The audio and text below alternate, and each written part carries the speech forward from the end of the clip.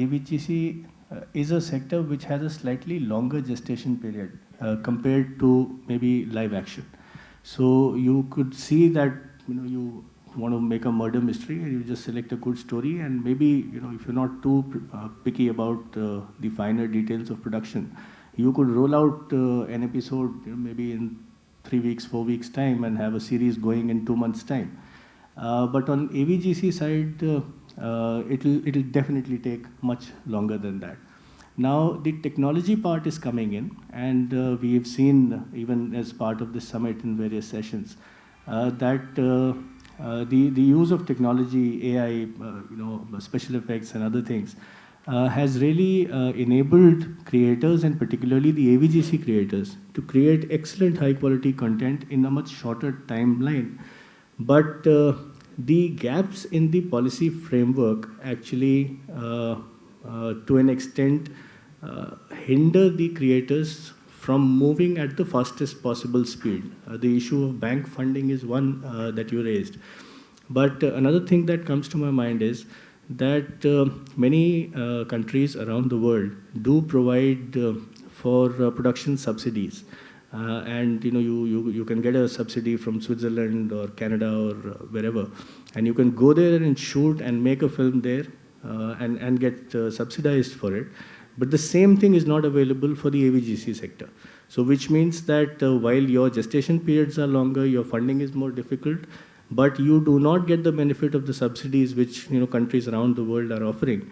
And therefore, you are not able to really fight on an equal footing. So this is the kind of gap that possibly needs to be addressed, so that even if you don't rely on grants, if your cost of production can be brought down, then you would be able to leverage the latest technologies and create high quality content faster and better. So this is just in the nature of some opening remarks, and we'll always come back to the subject. Right. So you're saying that if technology could be used to shorten that gestation period, then private finance would become available.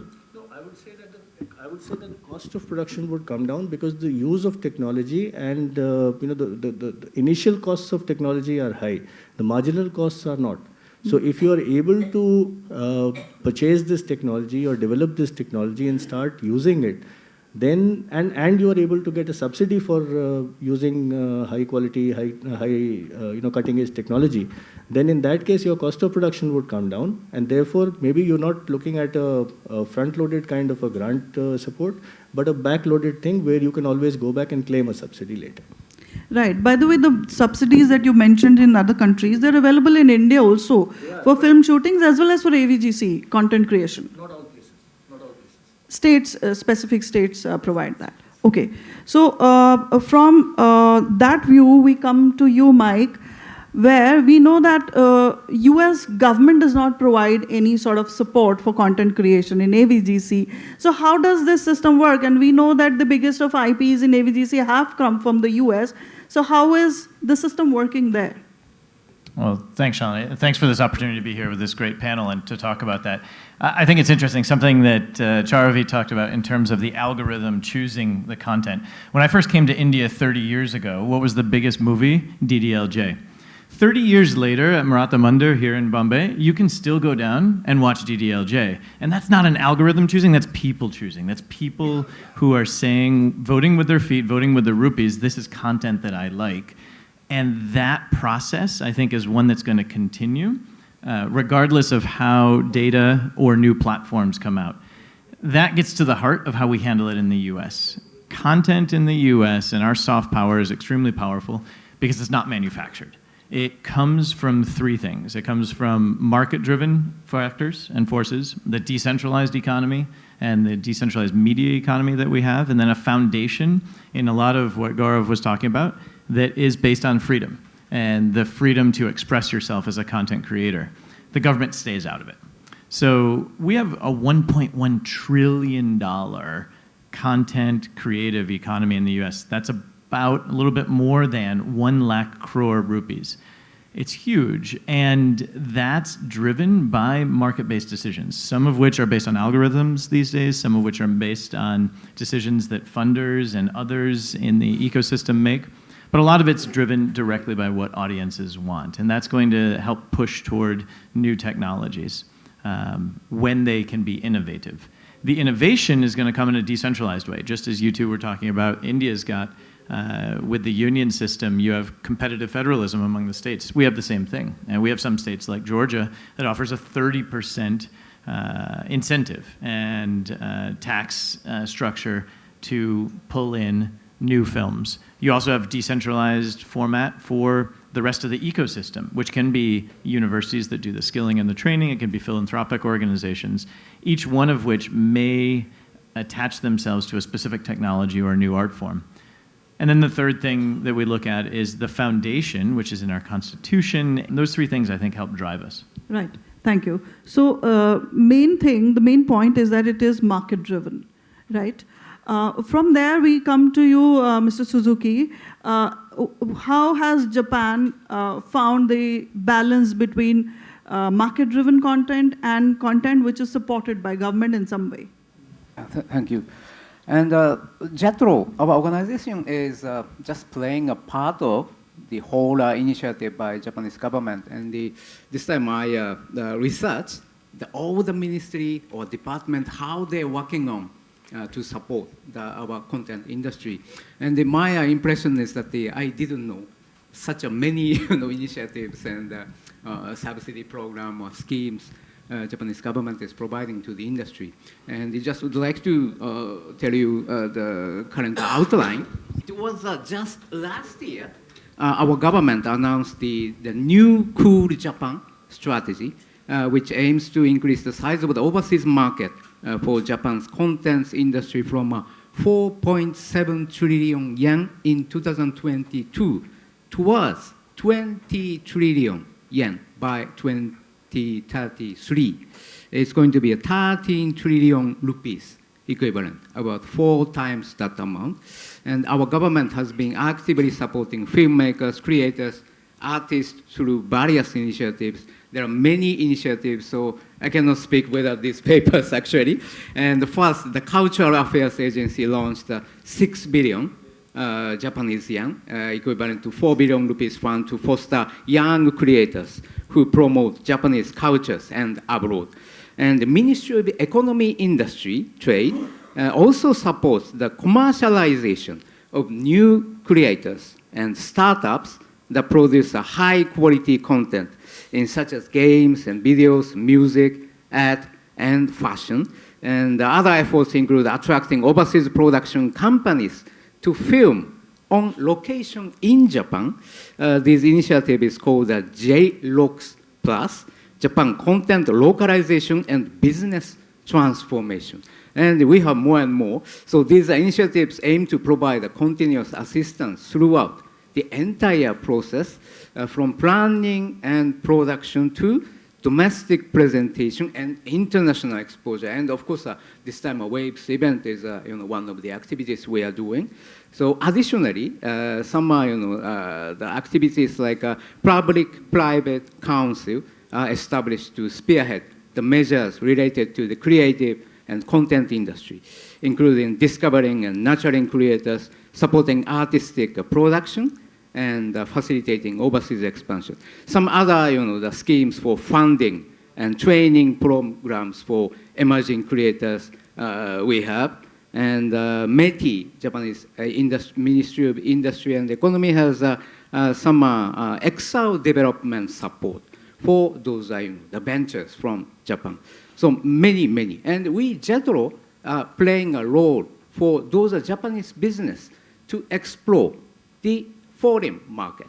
And this time, almost 20 Japanese companies are participating in this WAVES event, and they really try to explore this opportunity to Indian market, and also would like to work together with the Indian players for co-production or any type of the collaborations they are aiming.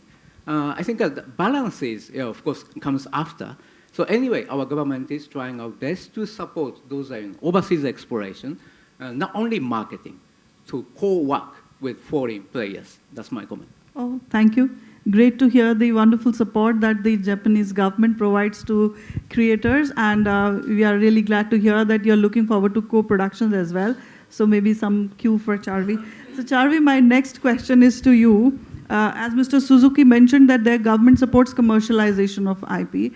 So in your case, from your personal experience, you had an IP which became commercial, but through a different channel, not really the government. So can you take us through how that process happened and what is the difference between an idea which has come from an artist, from oneself, versus an idea which has been given to you as a contract? So just to answer the first question as to how it all began. So it started with a film, a short film which was 13 minutes long. It was sung by Amitabh Bachchan ji and likes of various other singers. The 13-minute film was on Hanuman Chalisa, and this was done back in 2013. It started as a commercial project, but like many other projects in India, the producer backed out, and it became my own personal project out of passion. And then, of course, as a creator, as an artist who wanted to make things happen in this world, and to also create an example for the animation landscape, we figured out that maybe we need to create a show, because 13-minute film does not have a platform in India. Unlike Canada, where you have National Film Board of Canada promoting short films, there is no such entity in India that promotes short films at that point of time. So we thought of curating an exhibition, and that exhibition basically housed various interesting artifacts which were very unique and contemporary, larger than life. So that had a success, a huge success. The exhibition took place in Select City Walk in India, and it became a mobile show. Now that show, that exhibition, gave us so many eyeballs, and the film alone went to 50 film festivals across the globe, and it was shortlisted for Oscar qualifying film festivals as well. From there, we were able to catch a lot of eyeballs and get the right traction in. And then that's how I was connected with Graphic India. I was contacted by them, and we started our association. So in 2017 specifically, that's when we joined hands and we decided that, okay, this film can be now, it's the right time, let's go ahead. And we had our Legend of Hanuman, we kickstarted the project. But without Hanuman, the film itself, and the traction that it had gained, Legend of Hanuman would have not happened. So that's the tenure, I would say, that's the journey that I had to undertake myself in order to reach where I am right now. So that was the answer to the first question. Now the second question was about the idea and the contract. So as I mentioned, this was an example when I was trying to make it work. It was, of course, self-funded, it had to be driven. I had to motivate myself in which manner because this is not just a day or a year process. This was like a very long process. So when you are pushing yourself, idea is what matters the most. And when you have sort of created a name in the industry, the contracts do come, but they do come with various formats in place. For example, if now I'm contacted for a show, for a commissioned show, typically it will come with deliverables, it will come with a strategy in place, it will have various guidelines which will have the broadcaster in place, and they will definitely put a template that, okay, this is the broad formula that we are wanting, this is the template, and this is where you have to start defining your characters or the story, and this is the character arc, this is the story arc that they wish to go for. And of course, it comes with timelines, it comes with external pressures. So, but yes, even today at CDL, if we are wanting to create something our own, it will start with an idea. There is going to be a lot of freedom, and of course, with freedom, if I want freedom, then it has to be funded by myself, as Gaurav sir just mentioned. But yes, if I'm wanting to go for a commission project, like the way we do for producers and broadcasters, they do come with their own ecosystem, with their own guidelines. Yeah. Right. So yeah, so if somebody is giving you the money, they are going to put their terms and conditions. Absolutely. That's fair. Yeah. Mr. Dwivedi, I would like to hear from you, what are the steps which the government has taken through waves? Is there a platform which has been created to actually kind of provide the support that creators are looking for, and the kind of support that this platform will provide to IP creators? Yes, there is actually a big change which has happened in terms of how Prasar Bharati would source content in the past, and how we started doing it in the last year or so. I'll give you 2-3 examples which will make it clear.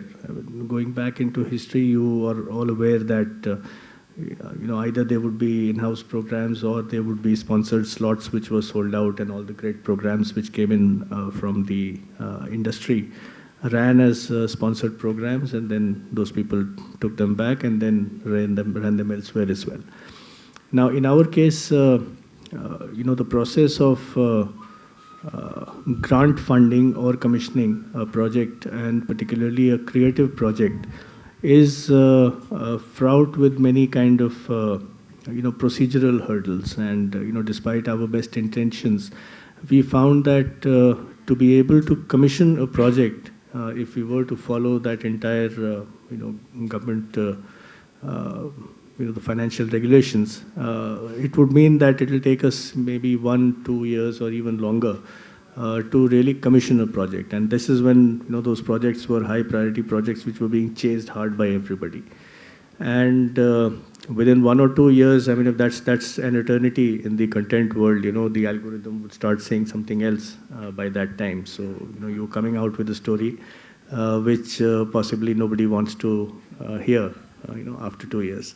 So therefore, what we've started doing is to go in for a greater emphasis on content which is already produced, and even content which has possibly had a first run elsewhere, but if people are willing to share it with us on a revenue share mode as an additional funding stream, then we've generally accepted the principle of a non-exclusive revenue sharing, both on linear as well as on the Waves OTT platform. And we found that many of our colleagues in the industry are happy to come and join hands with us. Our friend Ravindraji is sitting in the front row. He's one of our major partners. But also, instead of doing a commissioning exercise, we've tried to compress that and make it into a procurement exercise. And there we've developed a kind of a formula by which there could be pricing done on some elements. While always there's this whole question about that you can't value art and you can't value creativity, which is right in its own place. But then if the private sector also does it, then we should also be doing it. So why should there be a difference in approach on both sides? So what we've also started doing now in the last year or so is that fresh content which is created within the last 5 years, whether it is movies, whether it is live action, or even animation for that matter, we've developed this matrix for valuation of such content, and then started to procure this content and then run it on the Waves platform as well as on the linear platform. The idea essentially is that instead of commissioning and putting out the money upfront, if we are able to take a ready product and then choose from the various options which are available and which gel with whatever are the current market trends in terms of viewership, then we would be able to eliminate the gestation period from commissioning to delivery. And therefore, we would be able to get content and proceeding on the assumption, of course, that at least some of the content creators are also looking at the same market trends and are able to foresee what is the kind of content which would be required at a particular point in time. And when that intersection happens, then we are in the right place with the right kind of content and are able to procure it much faster. We found that we are able to even do this exercise in as little as maybe 2 to 3 months. And given our processes and procedures that we are supposed to follow, I think that's lightning fast. So we're still trying to compress the process further. But then as a caveat, that since there is always a limitation of funds, and particularly in the government, in the public broadcaster particularly, since there is always a limitation of resources. So we need to join hands with the larger industry and then try to figure out ways by which we can maximize the returns on the kind of content that we are getting. So for instance, if say the legend of Hanuman, just to take the topic which was mentioned in the beginning. Now, if we are able to procure a product like that and then we run it and it runs in one language or two, and then if we are able to use technology, use AI or other means, and are able to create multiple language versions of these, and then instead of running it on the platform only in, say, English or in Hindi, we are able to immediately take it to the larger audiences, and particularly in the hinterland, in the regional languages. Then, whether it is Bangla or Marathi or Mizo or Assamese or Gujarati or whichever other language, then the returns are faster, the returns are quicker, and the market penetration is deeper. So I think that's one element where technology can be of great help to us. So essentially, we are looking at doing some of the same things that both creators as well as private players are doing to compress the timelines so that we are able to address market needs faster, and to also use better technology so that we can do a wider and a deeper market penetration. I think it's wonderful to know this, and kudos to the government for doing this, because this is exactly what was needed. If procurement is going to be done directly of the available content, I think that will really shorten the timeline for creators. And just to clarify one point, are these guidelines for procurement now available in public domain? Oh, yes, absolutely. They are. Okay. In fact, for any of you who are interested, you could go to the Prasar Bharati and take a website and take a look at the guidelines, whether it is for revenue sharing, whether it is for procurement, whether it is for even evaluation of fresh content. The entire set of guidelines are available. And in the last month or so, since the Waves e-Bazaar was set up by the ministry, so we've also registered ourselves as a procurer, as a buyer of content. So which means that instead of going through our own internal process of somebody emailing or or having to set up a separate portal, we've also now registered ourselves on the Waves e-Bazaar. So the content creators need not hunt around for different portals. You go to Waves e-Bazaar, indicate that Prasar Bharati is one of the buyers that you are interested in, and then we'll get in touch with you. Oh, wonderful. Yeah. I think, that deserves a big round of applause. Yeah. Mike, my next question is to you. In all this talk about IP creation, how does your country handle protection of its IP? Because I'm sure that's a big issue. It is. It's a big issue in the United States, certainly to protect IP. I think it's a big issue here in India and, frankly, globally as well. And as we look to a future of increased trade between India and the US, this Mission 500 idea that the President and the Prime Minister have committed to when they met back in February, that the Prime Minister and the Vice President recommitted to last week, it's going to be built on trade in goods, trade in services both. It's going to be powered by the idea that there can be joint production and joint development of everything from goods to be sold around the world to services and content. And that's all got to ride on a backbone of the protection of intellectual property rights, whether it's talking about an advanced technology in pharmaceuticals or manufacturing or in content. In the United States, the way that we look at this, it's enshrined in our Constitution from 1787, the very idea that patents and trademarks and copyrights can be protected. And then we advance that through global bodies that India is also part of, like the World Intellectual Property Organization. Here in India, we've been very impressed with some of the work that India has done in the last few years. I think what we're looking for is to increase enforcement, especially at the state level. Across this giant country that is so diverse and so energetic and dynamic as India, it's important that people at all levels respect and protect these copyrights. I think we have ways to do that. We've covered some ground already, and I think that we can do more together. Mm-hmm.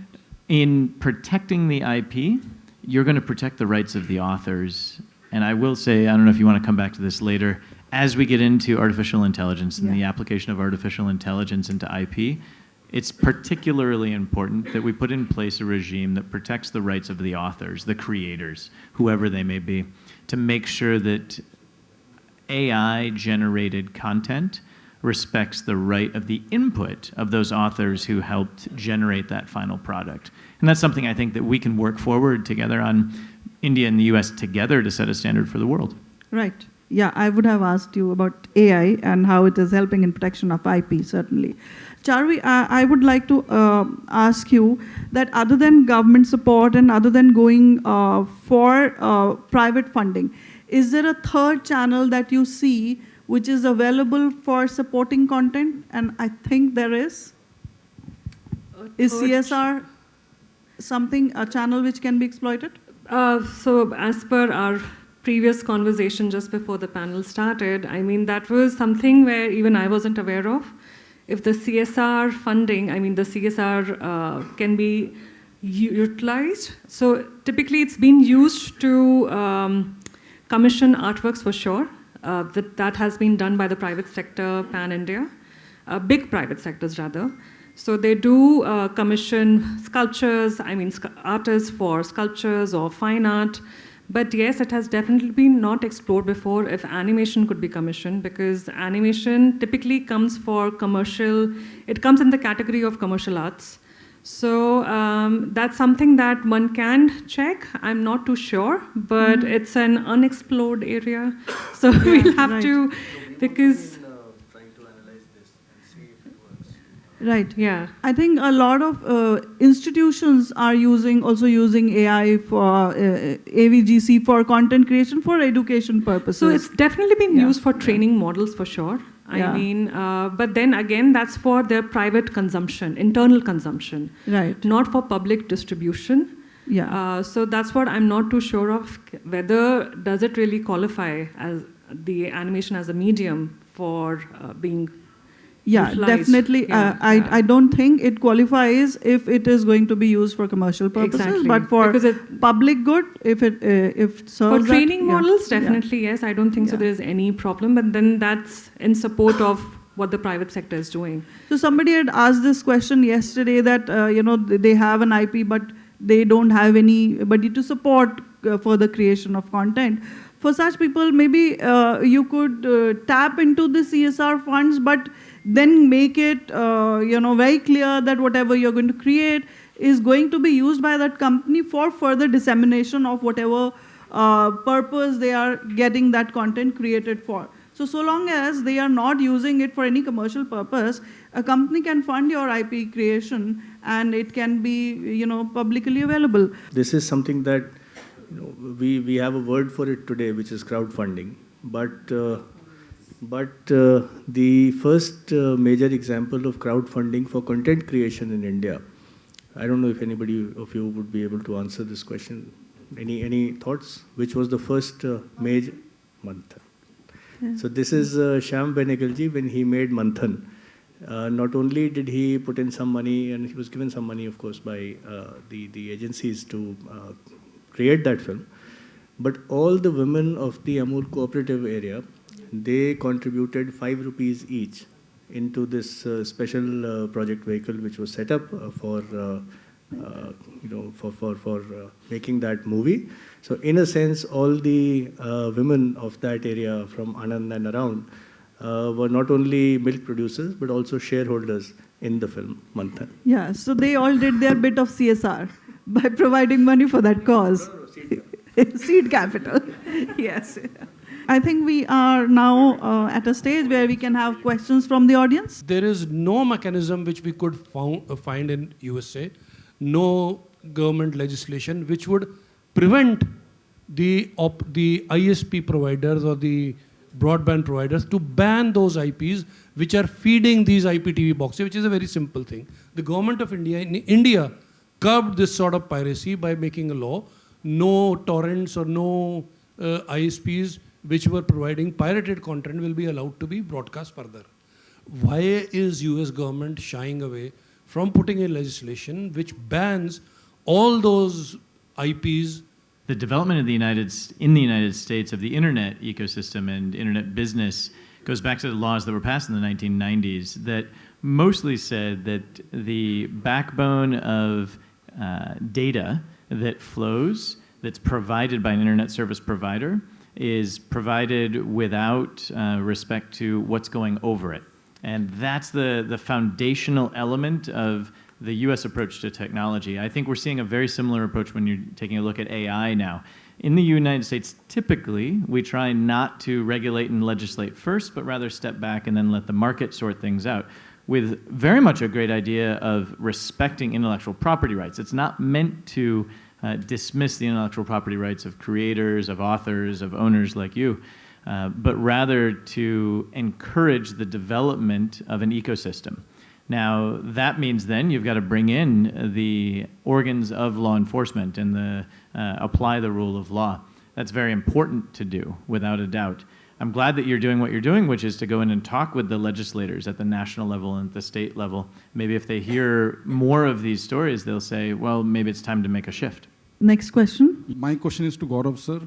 What is the legal standing for Waves OTT and Prasar Bharati in general for AI-generated human characters? Hollywood is not touching it because of artistic IP. Here in Mumbai, GEC channels are not touching because of different reason. AI-generated humans, someone can come and say that it looks like me. So how would Waves OTT and Prasar Bharati tackle it? Gaurav calling Gaurav, huh?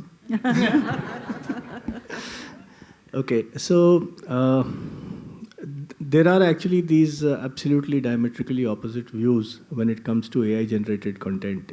You know, the big granddaddy of communications, Noam Chomsky, firmly believes that AI is absolutely nothing but plagiarism. That's one extreme view that he has. And on the other hand, of course, we do have some of this content which we've played out as part of the program, which was AI generated. We do have some proposals that have come to us. We are examining those. Whether it is fine to only use AI to stitch together existing content and then maybe enhance into it, that's one approach that could be taken, which would address the specific issue that you raised, or to create afresh some new content, some IP, which always has the danger of somebody being able to really dig deep into it and recognize that, okay, this is the specific thing that your AI algorithm picked up to create this character or this particular part of the music notes or whatever it might be. So we are still examining that. But as far as the legal position is concerned, the legal position is still evolving. So there are really no laws as such, which... There are laws against impersonating any living character. Impersonation is a different one, but impersonation, so that's what I said. Specifically, AI is related, there are no laws as such, which either prescribe or proscribe. So in that sense, you're free to experiment. But when it comes to commercial exploitation, I think all over the world, while there is a lot of content that is being produced already, but the commercial exploitation, I think people are still a bit hesitant about it. And we are also, as I said, examining some proposals that have come to us, and then we'll take a call over the next few weeks and decide whether we want to experiment with that. Regarding the animation process, the evaluation or the review process, what if AI was given the guidelines and then the whole animation is reviewed using AI itself? The AI analyzes the video, so that reduces the back and forth between the government and the animation studio. Is that maybe possible, or does that reduce the back and forth, the feedback loop? Yeah. I think if the numbers go so high. It's just an idea. No, theoretically possible, yes. In fact, if you see many of the major platforms are already using AI for certain things where, while you may not exactly call it a preview or a review mechanism, but yes, definitely to address some of the legal requirements. So say, for instance, some of the international platforms that are streaming in India, now by law they are required to have the smoking kills, the caption come up when somebody is smoking on screen. Now, earlier it used to be a part of the print itself. So now, of course, with vast volumes of content, the content which is streaming in India passes through an AI filter. So things like nudity or smoking or drinking. So you get those captions on the screen on your Netflix or your Prime. So they are all use of AI. So from there to what you are saying is a simple extension process. Theoretically possible. I don't know if anybody's done that yet. We haven't yet. And God forbid if that happens, if AI is sort of reviewing your content, whether it should be commissioned or not, do you want that? I don't think we want that. No, there would always be a appeal process. No? Okay. No, there are things. Say, for instance, which say you have a particular piece of content like a Salman Khan film, for instance. He would take off his shirt now, whether you want to keep that scene or you don't want to keep that scene. I think the first layer of filter AI can do, but eventually the human involvement would be required. Yeah. Right. Yeah. But what if the first layer itself removes the content which was desirable in first place? So, yeah, okay. The appeal process. American company called Sinclair Broadcasting that was speaking at another panel about a technology that they're rolling out together with the Ministry of Information and Broadcasting here in India to do streaming over feature phones. Many Indians have feature phones, especially outside the metro areas, tier 2, tier 3, small towns. They've got feature phones. By doing streaming over a feature phone and enabling this with this advanced technology, a collaboration between India and the United States, you're going to get content into more people's hands. And it's addressing your point of how do you make it more accessible to more people. If you get that quantity number up, then you can make it financially viable for the firms that are distributing. They see a lot of promise in this, and I think it's a good example of the way that two countries can work together, US and India, to use technology to scale it up in India on a world-first model. In fact, I'd like to elaborate further on what Mike said. So what we are proposing to do in Prasar Bharati is not streaming, but broadcasting. So what you do today, if you have to consume some content on your phone, then you use a data stream and you basically incur data charges, whether you're watching whatever YouTube or anything else. So we are experimenting with this technology, and we've already done large-scale trials within Delhi and Bangalore, where we can use our existing bandwidth that we have in Prasar Bharati to broadcast channels which can then be received on phones, whether feature phones or smartphones, without incurring data charges.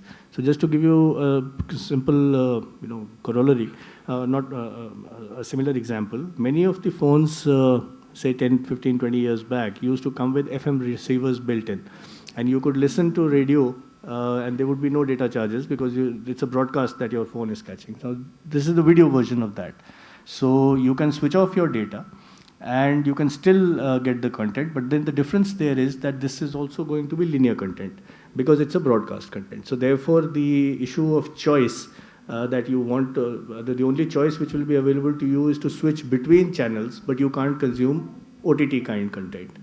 So both of these options we are exploring. And in terms of the accessibility part, I think what we've done in Prasar Bharati with the Waves OTT is to deliberately keep the accessibility cost as zero, while there is of course the data charges. But being the public service broadcaster, we are mandated that our information, our entertainment, our news must reach every citizen in India without any access barriers. There's no walled garden. So there is some premium content which is available on a subscription, but the basic set of services on the Prasar Bharati Waves OTT is absolutely free. Give your phone number, fill in the OTT, you're good to go. Great. Excuse me. So, please. May I? Yeah. May I just take the Charvi-san's comment on her Canada experience? And actually, JETRO is now really focusing on how we can take advantage by Indian young generation to work in the Japanese contents industry or even study in Japan. And today we have two of my colleagues here in the front row, and they are in charge of these schemes. So if any young guys who are interested in working or studying in Japan or Japanese company, just contact them. Thank you. Great.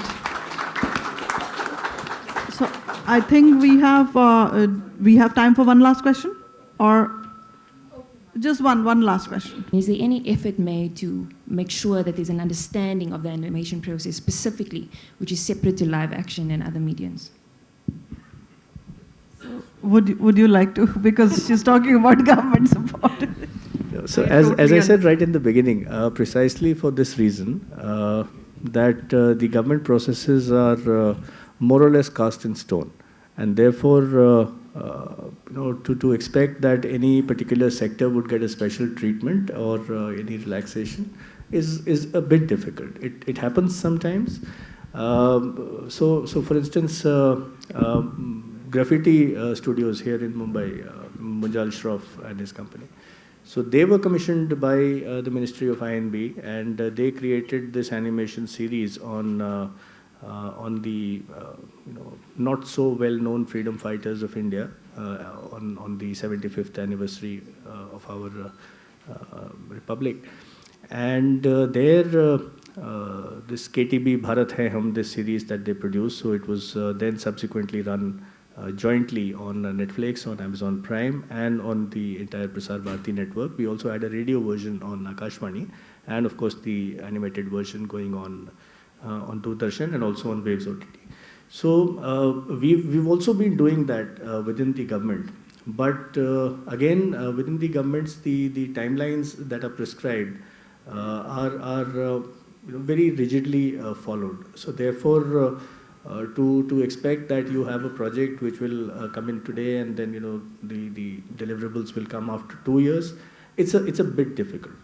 Another point I think which I didn't mention earlier, one reason why the private sector and particularly the say the larger companies are also a little better placed to put in large amounts of money as compared to the government is because out of every IP that is created, which is successfully created, they are able to actually develop a larger number of streams from which the IP can be monetized. Therefore, I think government grants really, I think it is an option. It's not a closed option. But I would think that looking at things like the private sector, or maybe doing some sort of a collaboration, or crowdfunding, or even CSR, if that works, are far better options. From the government side, I think I'm not talking about India. I'm talking about a global perspective. There, I think to equate the AVG sector completely with live action in terms of the subsidies and other financial support that is offered by the government is a far safer bet than looking for just upfront grants. Okay, I think that sums up this panel, and I would like to thank Mike, Mr. Dwivedi, Mr. Suzuki, and Charvi for coming here and sharing their thoughts on this subject.